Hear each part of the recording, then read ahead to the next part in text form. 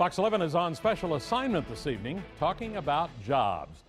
When Scott Walker was campaigning for governor and when Governor Walker took office, he repeatedly promised to help the private sector create 250,000 jobs during his first term.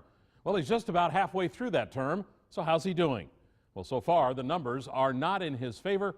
Here's Fox 11's Robert Hornacek. It would be easy to forget about campaign promises. After all, from the protests at the Capitol to the recalls and the seemingly endless elections, a lot has happened in Wisconsin in the last 2 years. But we haven't forgotten about Governor Scott Walker's often repeated pledge. Wisconsin is open for business. My top priorities are simple: jobs, jobs, and more jobs. I campaign on creating an environment where the private sector can create 250,000 jobs over the next 4 years. I recently sat down with the governor for a midterm assessment. How would you assess the state of job creation in Wisconsin? It's going in the right direction, which is a contrast to before we took into office, but it clearly has got to accelerate. Accelerate? How about double?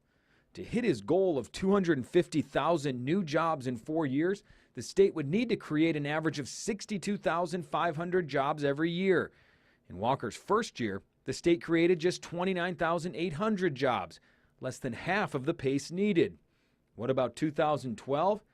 That's not so clear yet. This year, he's actually lost jobs. Democratic State Senator Dave Hansen is relying on the monthly estimates for the year from the federal government.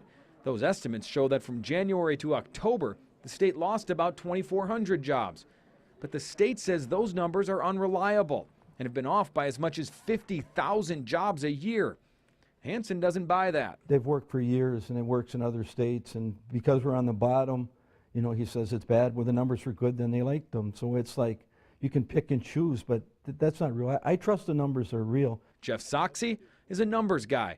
As a regional economist with the State Department of Workforce Development, Soxie understands what goes into the numbers. Are we up or are we down?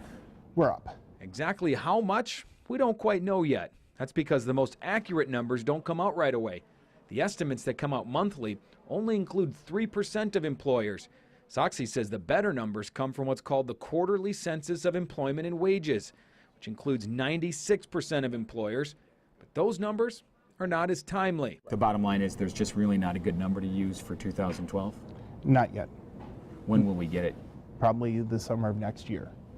About 6 months after the year ends. Right, which, as you can imagine, is something of great concern to the administration. According to the latest figures available, which cover June of 2011 to June of 2012, the state created a little more than 35,000 jobs.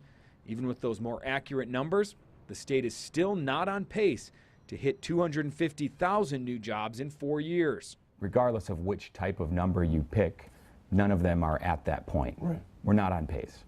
Whose fault is it that we're not on pace? Oh, again, I think there's a number of factors out there. I mean, we never dreamed that we'd hit exactly an even number every month all the way up to 2015. We assumed that this would be a compounding factor, kind of a snowball effect, that as more employers felt good about the economy, they'd see others and that would build. I still think that will happen, but it'll have to be at a faster pace. Recall Walker! Walker also blames the recall elections for causing uncertainty and the slow recovery at the national level. Still, he's not backing down from his goal. Is your goal still 250,000? Absolutely. Do you think we can really hit it in this state? Well, we're certainly going to strive for it. I don't. You don't hit high measures if you lower your expectations. I think we still have to have a strong goal. And if the state does not hit that goal, Hansen says the buck stops with Walker. If we don't hit 250,000 jobs in 4 years, is he the one who's to blame for that for not hitting that goal? If Wisconsin is falling short, there's got to be a reason. It's got to be in the leadership. Yes, it's his fault. If we don't hit 250,000 jobs, should voters hold you accountable for that? Will that mean that your administration failed? Well, I think they will. I think they'll also take into effect what the reasons are, but my focus is on getting that. I'm not willing to concede that we're not going to get to 250,000 jobs by 2015. I'm completely focused on that.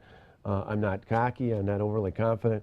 I'm just saying that that's a commitment that we need to make, not because it was a political promise, but because that's important to put that many more people back to work in the state, and that's my focus. And our focus will be tracking whether the state meets that goal. For Fox 11 on special assignment, I'm Robert Hornacek. If you have a story you'd like our special assignment team to investigate, just email them at osa@wluk.com.